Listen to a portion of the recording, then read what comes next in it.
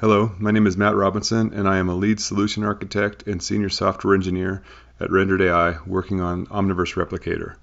In this demonstration, we're going to use the synthetic data from a Rendered.ai channel for NVIDIA Omniverse to adapt and evaluate an object detection model using the NVIDIA TAO toolkit. We start off by generating training and evaluation data sets on Rendered.ai with USD stages in Replicator and Replicator randomizers. We will use Rendered.ai's SDK to access the data from a Jupyter notebook that is hosted as a public resource from the NGC catalog. In the notebook, we will adapt an object detection model to the scenario and evaluate its performance.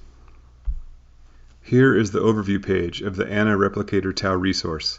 Closed-loop ML is the paradigm of treating synthetic data generation as an engineering problem, and our users have tools to get metrics and compare generated data to real data to ensure dataset fidelity.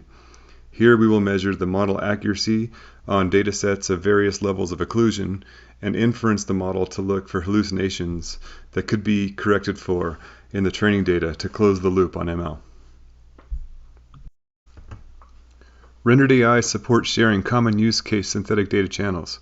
For the human occlusion experiment, use the content code replicator for TAO. That is all caps, one word, and using the number 4.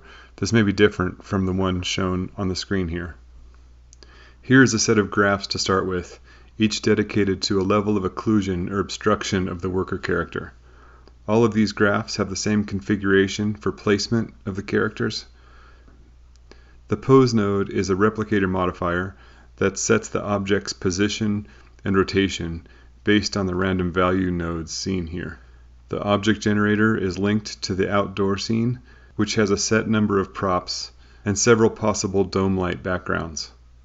The clear sky dome lights are from the shared assets of NVIDIA Nucleus, and the file nodes are dropped into the channel using Rendered.ai's data volume interface. The only difference from this graph and the others in this workspace is the value of the number of props, ranging from 0 to 50. From the Jobs Manager, we can generate data sets with specific names and number of runs.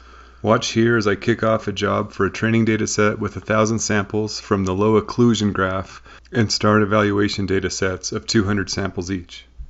Once the workspace library is loaded with the needed data sets, we are ready to run the experiment.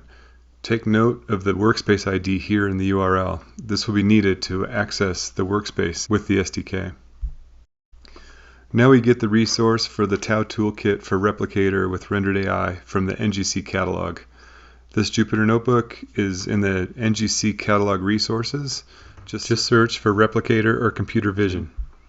In the overview page, you can find links to set up the TAO launcher Python environment, how to set up the Rendered.ai account with the Replicator simulator, and the expected experimental results. To run the notebook, you just need to enter your Rendered.ai workspace ID.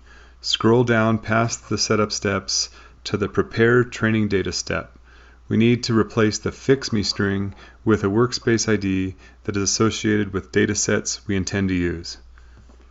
Jumping back to our Rendered.ai dashboard, we can get the workspace from the URL.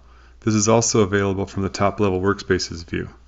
Once the workspace ID is copied to the notebook, you can run the cells. For the DetectNet v2 model, we convert the annotations to kitty labels using the mappings file humans.yaml to classify the worker character as a human class. Training on 1,000 images yields an AP score of about 85% for detecting the worker character on the validation set. We graph the various evaluation scenarios. With a fine point on the evaluation data, we can measure accurately how fast the model performance drops as the objects of interest are occluded for the DetectNet v2 object detection model. Finally, we use the TAO model inference task to spot check several test images to look for situations that might be causing the model to error. Inspecting specific inferences can clarify if the model is biased due to a gap in the content of the image, or if there is a more fundamental issue, perhaps in matching the domain of the sensor. For RGB sensors such as this, Rendered.ai users often find value in applying a domain adaptation post-processing step to fine-tune the training data. Try out TAO models using Rendered.ai data.